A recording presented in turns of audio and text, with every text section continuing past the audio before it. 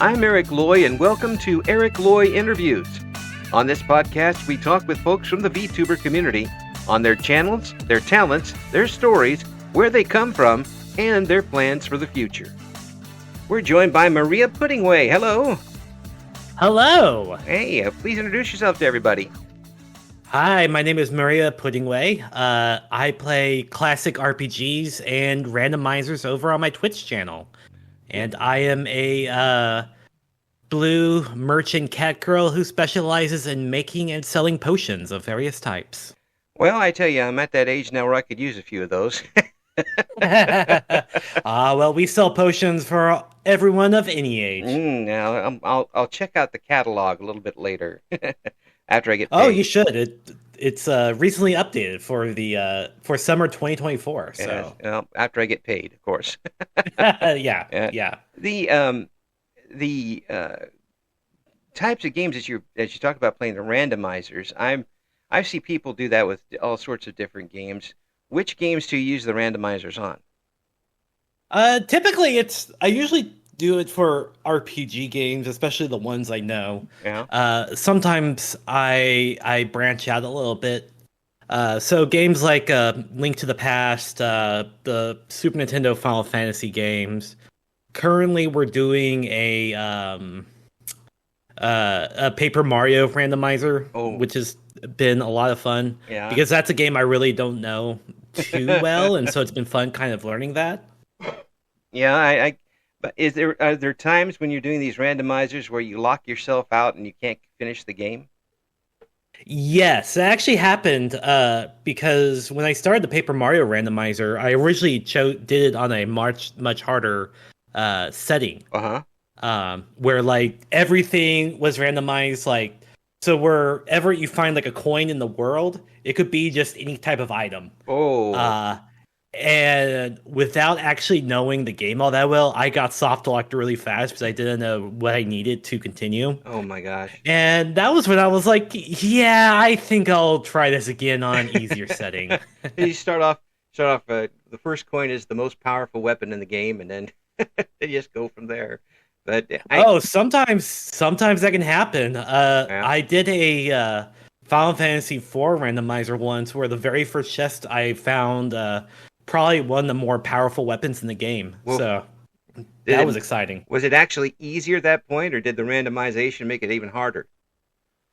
It was easier until obviously it got harder because I couldn't get any other good equipment except for that one weapon. Oh my gosh. It's interesting. It does add new life to these games, doesn't it? It really does. I like playing them because it kind of makes it into like a meta puzzle of sorts where it's like, okay, these are the items I need. How do I get to like my goal? What do I need to do to get there? Like, especially when it comes to like the Link to the Past randomizer, it really encourages you to kind of look for alternate ways to get somewhere because like you might come across something and be like, oh, I need to get there with a hook shot. But I don't have the hook shot. Is there like an alternate way I can go without the hook shot? Yeah, I've got to make do with what I have now. Now the game may not like it because the game is, you have to kind of game the game in order to get past something like that. But it does add a lot to it. Now I've seen people do randomization on like Pokemon games and that sort of thing, and a few times on Zelda games, and it's the frustration that they get sometimes is really hilarious. It's the only way I could describe it. Oh yeah. There was my most recent Link to the Past randomization was like that because we didn't get like a really important item that we needed to continue until the very end of the stream. I just managed to be like, okay, I don't think anything's going to be here, but I'm going to check this cave that you need the hook shot for. And we just got the hook shot, and I looked, and we finally got it, and I was so happy. So does the randomization only for items, or is it for spawn monsters too? It can be for monsters as well. It all depends on the settings, and for Link to the Past as well as a couple of other ones. You can even set so that every time you go into a door, you'll get transport to a random location. No. I always That's had. gonna be one of my goals to conquer that Mhm. type of randomizer on Link to the Past. Oh, I've seen people do that with Pokemon games, and they're just completely lost because you have to go to Oh yeah. one place. You open the door, and you're in entirely another town that you're not supposed to be in, and it's just it really messes with the games. Have you got to the point where it Oh. actually messes with the game um, continuation as far as the dialogue goes? No, because I mainly skip dialogue if I can help it. When uh, I play, so usually when I play like just normal RPGs, I go full in, I talk to NPCs, I voice act characters and stuff like that. I have fun with it. mhm, Because on like my Thursday and Friday streams, I playing this because I want to show like my viewers this game I'm playing. right. And I want them to kind of have like this theatric experience with it. Mhm. But when it comes to randomization, that's more just let's just chill back, watch me play this game. We'll do some gameplay, and I'll talk over while I'm doing stuff. That's cool. That's cool, and it does allow you to give. I would imagine it allows you to get chat a lot more interested in these things too. Yeah, it does. I've gotten comments from people who would watch me playing something and be like, "Ah, I remember this game. I'm gonna go back and play this on my own time." Yeah, yeah, I encourage things like that. absolutely. So when did you get started VTubing in general? I started VTubing of November last year. It's been about 6 months, And why? 7 months now, I What guess. Yeah. what lured you in? Because I had friends that were also streaming and VTubing, and at the time, I was a big proponent, and I still am a big proponent of game preservation. Mm-hmm. And I had in my possession a copy of Final Fantasy XIV 1.0, Oh, which was the version of the critically acclaimed MMO that basically had a giant meteor thrown on it so that Square Enix can go back and basically retool it and release it. wow. Okay. Um, So and I managed to get so a private server of that working on my local machine, and I wanted to show oh, it off. yeah. Well, that's cool. I bet that would be something that Final Fantasy fans, and there are plenty, would certainly be interested in. I would think. Yeah, and my first stream was actually just me, like, just kind of like going through and looking at the game. Mm-hmm. I didn't have a model at the time, so I used an old, so I used like a PNG I had of one of my emotes, Mm-hmm. because I have like my own set of Discord emotes to use on Discord, so Yeah. I use that as kind of like a quote unquote model. Yeah. And went from there. It's when did you get the model you have now? I just got this model a couple of weeks ago. Oh, It was kind of funny because I commissioned it because models take a long time. mhm, Because you have to do art and you have to do rigging. right. And I was like, what? It's probably gonna take a couple of months to get this done. If I commission this now, then maybe it'll be ready for my affiliate anniversary in November. Mm. And I was actually amazed because they got it done like a couple of weeks after I commissioned it. Whoa. So you got somebody who had a lot of time in their hands and wanted to get it done now. Yeah, basically. Yeah. And it's a great model. Yeah, it is. It really is. And um, so were you somebody who streamed before you did the VTube thing, or was it were you away from streaming completely before you jumped in? I wasn't away from streaming completely. I had a bunch of like forays in which I try to do like YouTube content. Mm-hmm. Um, in fact, if you were on my channel before I like converted over to my current branding, it was a channel I made back in 2016. And it was basically just a look at like really like obscure and weird video games. Mm-hmm. And so I made these like really short, like 8-minute videos about these games that are like, really crappily edited and like have terrible levels for audio because I had no idea what I was doing. And I used a really crappy mic as well. Wow. And I even streamed a game under this branding at the time. I streamed Chrono Trigger but like I said, I didn't know exactly what I was doing, Yeah. and as a result, the game audio like completely uh is so loud that you can't hear any of my like words while I'm talking and playing the game. So it's more like a watch along than a stream. Basically, yeah. Uh, but yeah, content creation is like one of those things that like I used to like try to do, and then I eventually get discouraged, and then I stop doing it. Mm. But this time, I was like, well, this is fun, and and I just really liked it. And fortunately, I have a bunch of like really good friends that support me, Mm. and so it wasn't like I was like streaming to like an audience of zero. Right. Um, there was usually at least like a friend of mine in my chat, Yeah. and that kind of helped me kind of go along. Well, that's how you get started. You start off with, and people catch up with you in the end, and hopefully they stick with you once they find you. Yeah, exactly. Well, it's like any type of broadcast, whether it's a broadcast on the internet or old radio broadcasts. That's the way you do things. Um, Hmm. were you a person who always wanted to be kind of an entertainer? No,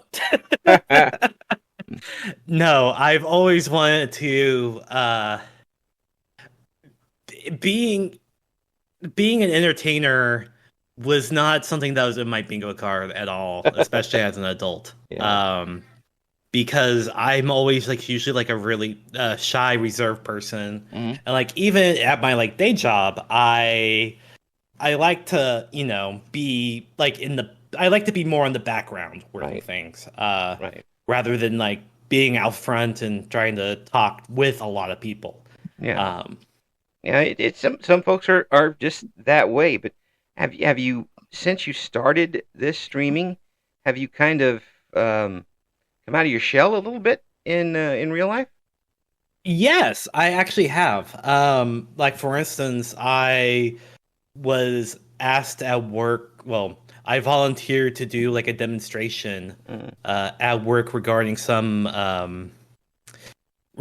like code generative artificial intelligence that my company was like rolling out to our developers. Right. And our director wanted to kind of like get a demo to see what its capability was, and without thinking, I just volunteered for it.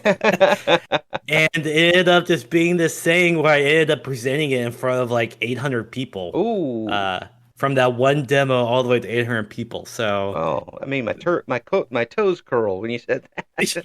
yeah, exactly. Aye. Getting in front of people. I would do radio for thousands on occasion, but getting in front of 20 people was not good. It was very tough to do. So I can imagine all of a sudden, you not only do you look at your hand when you raise your hand, like what are you doing?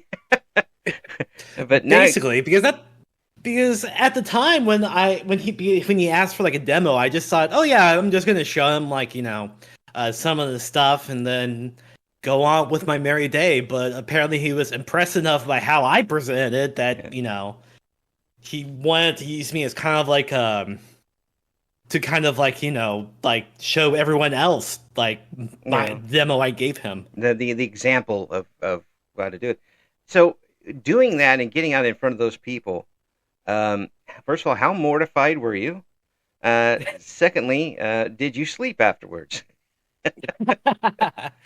So it's kind of like one of those. So this always happens to me when I stream or when anything like that. I get really anxious. I get really nervous up until I actually start talking, Yeah, and then it's like I'm in my element. yeah, I will talk and I will talk and I will just explain my concept and stuff. And I knew my demo really well hmm, because I went over it like multiple times, right, because I knew how important this was. Um, and also I'm trying to, like get a promotion and all this other stuff while I'm at it, just trying to do that. yeah. So, Just by the way, I would like a promotion too. Thank you very much. oh yeah, yeah, yeah, Yeah, exactly. yeah, And so once I started talking, I nailed it. I got a lot of praise about like the demonstration, how good I presented it. A lot of people were excited about it, and that was my whole goal with Mm. that. So, And afterwards, you didn't, do laps around the building or anything? It, no, I went downstairs. I had an ice cream cone, and I sat at a table by myself for like 20 minutes to decompress. I don't blame you one bit, but that once you again, it's interesting that you say that because I would imagine going on stream is a lot the same way. Maybe you get a little nervous at the start, but once you're into it and you're doing something, that all goes away, and now you're in your comfort zone. Yeah, basically. Wow. And when it comes to concepts like, talking about RPG design, talking about RPGs, I know really well, talking about coding, programming, stuff like that. Those are the type of stuff that, like, I can just go on and on about. So That's your wheelhouse right there. it's it's my wheelhouse. So that's easy to go. But when you're online and doing these streams, um, with that capability, are you able to integrate chat in? And was that easy for you to start with? Uh, I wouldn't say it was easy to start with. I definitely got a lot more used to it, Mm. going on. Because at some point, because I finally, because at one point I was like, okay, I need to remember to actually look at chat to, like, respond and have conversations with people. Um, and that probably started happening about like a month into it, Yeah. was when I realized, yeah, I need to, like, be more vocal with my chat. And I love my chat. I love my community that I have, the people that show up to my streams and talk. We have great conversations. A lot of memeing, obviously. Um, some people in my chat like to bully me, which I fully encourage. Mhm. So, Yeah, it's not too bad, is it? oh, it's all in great fun. Yeah. It's all in great fun. Yeah, that's good because again, people take everything overboard sometimes and try to make it their Oh, show, but you have to take oh no, control of that. and these people, I know they don't do it out of, like, bad intentions or Mm. anything like that. They're doing it just because uh it's either their personality or they like the response I get from them, Yeah. which is like, because I play along with their jokes. I roll along with the punches, Right. Right. basically. Hey, that's a good way to take it. And again, these folks are coming back to for your content, not necessarily the games you're playing. Oh yeah, They want exactly. to, and that's got to feel pretty They're good. oh, it does. It definitely does. It also allows me to kind of, show off more things I'm interested in with these people that, continue to return time after time. Yep. Yep. So, have you got anything big coming up on the channel? Any big plans? Uh, the biggest thing is that I am working on getting an alternate outfit for my model that is based off of my previous model's outfit, Oh, okay. which I consider my merchant clothes, my work outfit, if you will. Yes. So those are in the works. So we'll have, like, a little, like, informal little debut for when that happens. Mm, okay. And then as far as long-term goals? Long-term goals. Well, always have long-term goals. I want to do a charity stream sometime before the end of the year, and I also want to do a twist on a subathon also sometime before the year, probably on my affiliate birthday. We'll have affiliate anniversary. Mm-hmm. We'll have to see. And for even longer term, I just want to vibe and I want to grow and see where everything goes. Well, enjoy yourself, really. I hope you're doing Yeah. that. Wow. Yeah, because this is ultimately this is just a fun hobby for me. And I'm still relatively green at it. I've only been doing this since November. Yeah. There's always opportunities to grow and opportunities to learn, and Yeah. that's what makes me really excited, is to kind of figure out all these things. That's a great attitude to have, and very good outlook to have as far as that goes. Now you are on YouTube as well as Twitch. Have you do would you rather stay on Twitch if you have the choice between the two? Uh, that's kind of a hard decision, honestly. I don't actually stream to YouTube, Yeah. but I do like do YouTube Shorts, and I do, Hmm. and all my video on demands are Right. on YouTube. Yeah. It's kind of like a little repository. Mm. If I had to choose, I would probably choose to stay on Twitch just because that's like a kind of like the streaming universe I'm more familiar with. Right. Um, Right. And you can't Although store I a have few thought things there, about but going and incorporating more like scripted content that I would upload onto YouTube. mhm. Yeah, there's that content creator stuff loading its head again. Like, I want to do Yep. something. I'm If not I giving. only had the time. I'm not giving up that dream yet. I'm still going to do that. Um, well, hopefully the YouTube and the shorts and the VODs are driving more people back to Twitch for you. I think they are because because I get I don't really popularize the YouTube channel all that much. Mm. A lot mostly because I keep forgetting to talk about it, like I keep forgetting to talk about my Discord. Yeah. Um, but the subscriber numbers on the YouTube channel are slowly going up, which I'm always like excited about. Hmm. And I think that does drive some traffic back because, I make it a big deal. It's like, oh, you can watch me live on, twitch.tv. Right. So, Yeah. Well, that's a good way to do it. I mean, it's marketing, but it's you have to do some marketing if you're really going to expand. You're going to have some word of mouth and some luck where people just kind of stumble on your channel. But the more that you put yourself out there and dangle the hook out, the more fish you're going to attract. That's kind of a crude way to say it, but it's also the truth. Um, have you thought of maybe going TikTok or anything like that? so I do have a funny TikTok story. Okay. Every I do have a TikTok account. Hmm. I'm unable to upload anything to TikTok, and TikTok thinks I'm a minor. So I don't know why, because I put in my actual birthday, which Yeah. I am way too old to be a minor, unfortunately. Yeah. But no, I try to get help, contact TikTok support, and did not get a response. Reached out on Twitter, did not get a response. So So you're in effect banned from TikTok. I'm in effect banned. I haven't even posted anything on TikTok. Pre-banned. They put up I don't barricades. even do content that's like ban worthy. I just make silly comments about games. They really, really don't like randomizers.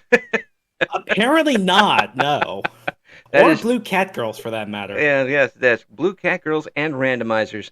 That's just right out. That's like number 2 on the list. Apparently. So, have you got any games coming up that you're really wanting to stream that you haven't done yet? Yes, I'm going to be playing Final Fantasy X blind. I've never played it before.